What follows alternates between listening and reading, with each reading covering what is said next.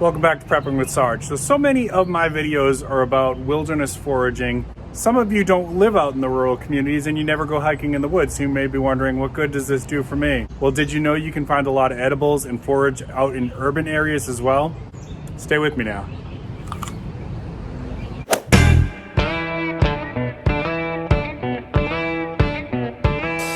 All right, thank you so much for staying with me. This is Prepping with Sarge. We do a lot of videos about preparedness, wilderness survival, financial preparedness, financial survival, gardening for food self-sufficiency. And I'm gonna start a series here on urban foraging. So that's what we're gonna talk about today. But if you're brand new to the channel, please consider subscribing. I drop videos regularly, at least twice a week. We've been doing some lunchtime live streams. Love to have you join in for that. And I try to drop at least a few videos a week. So let's talk a little bit about urban foraging. If you're a city slicker like myself or Cliff from the Urban Prepper, there's definitely some options for you. And if you've ever found some edibles out in the city areas, comment down below. Tell me what you found. Maybe you found some crab apples. A lot of my videos were, of course, out in the woods, but what you might not have realized is that some of those edibles were actually found in city or suburb landscapes. I'm going to show you a few of those today, but stay with me to the very end because we're going to give you some tips on urban foraging that you need to consider. A nice little patch of yellow wood sorrel here. Wood sorrel has a nice pleasant sour citrusy taste. You can use it to brighten up a salad. And as you can see, the leaves have a heart shape. Give you a nice close-up on the flowers there. Now the flowers are edible, the seeds are edible, and the leaves are edible, but there is a caution on this one.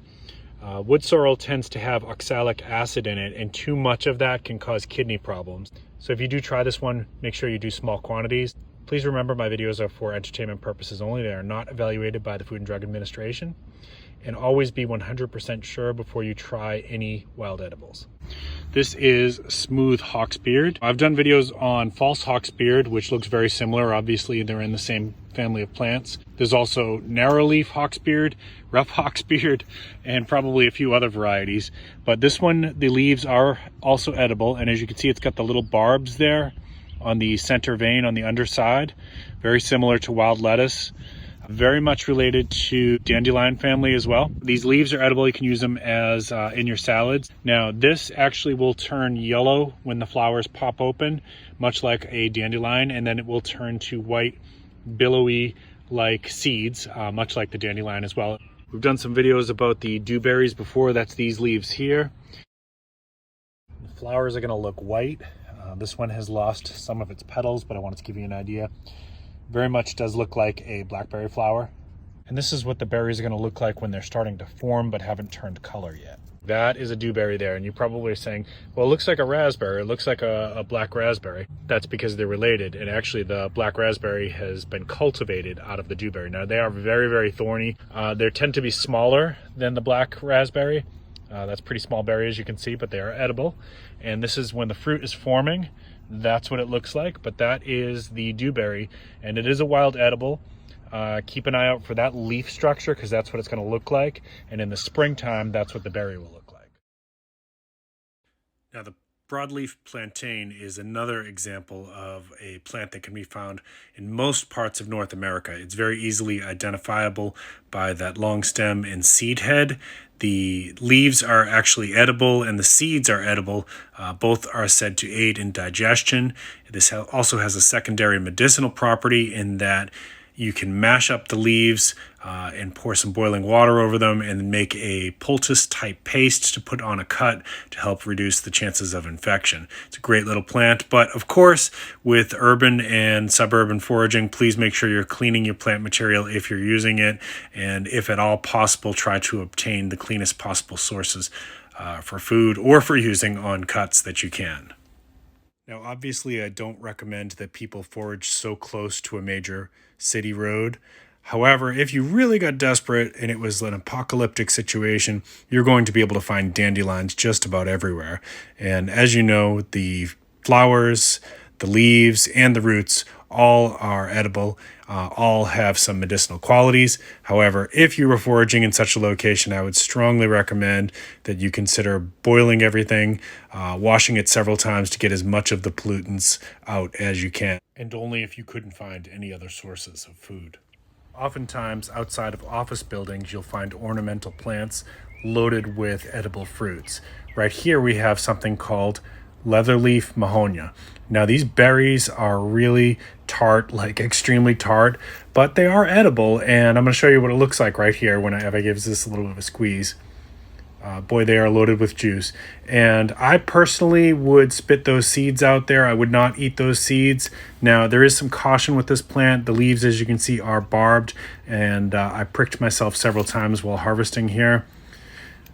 I will also say that some people have been known to get upset stomachs, and if you have low blood pressure, eating large quantities of these can be dangerous. But just another edible example in an urban landscape. And a lot of times in urban situations and suburban situations, a lot of the ornamental plants that people have tend to also have some edible qualities and maybe even medicinal qualities. As an example, the common rose. The common rose has edible petals, edible leaves, and the rose hips are also edible and actually the best tasting and most nutritious part of the plant.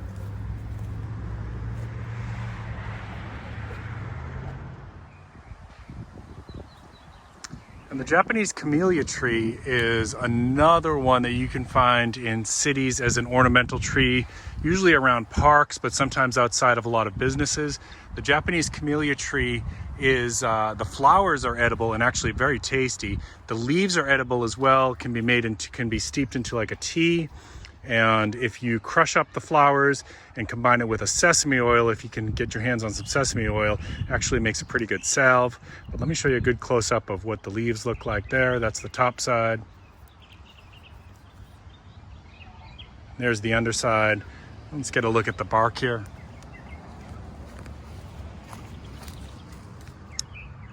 And let's get a look at the bark and the base of the tree there.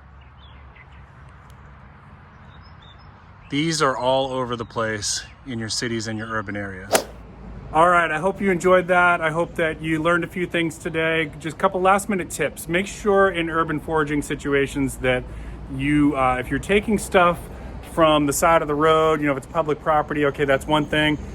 Be careful when you're walking along properties that you're not taking something that doesn't belong to somebody, because that can certainly get you into some hot water. So just be aware of that. And if you're in an area where there's a lot of traffic or pollution, you may want to think about washing that, whatever you're foraging, washing it significantly before you eat it. Like in this area where I'm at here, obviously there's a lot of traffic pollution. That stuff gets on the food in the areas. So if I was picking an apple here and I was deciding to eat that, it would be picking up all the fumes coming off the traffic there behind me. Likewise, if you decided to do some foraging in an area where there's factories or a lot of chemicals, you may want to think twice, just bypass that. Remember, the human body can go a long time without food. Water is the most important thing. So sometimes it's just not worth it, right? So if you find a field full of dandelions outside of a chemical factory, maybe it's not worth that few extra calories that you'd get from foraging that. Always remember that my videos are for entertainment purposes only. Anything I say on these videos is not evaluated by the Food and Drug Administration. You must do your own due diligence, and anything you eat is at your own risk. I am not responsible if you make a bad choice and you die. That's your fault. All right, but I hope you learned something from this. I hope you enjoyed my content. Again, please don't forget to smash that like button. If you're brand new to the channel, please consider subscribing if you enjoy my content. Keep planting your seeds, keep stacking your silver. This is Prepping with Sarge.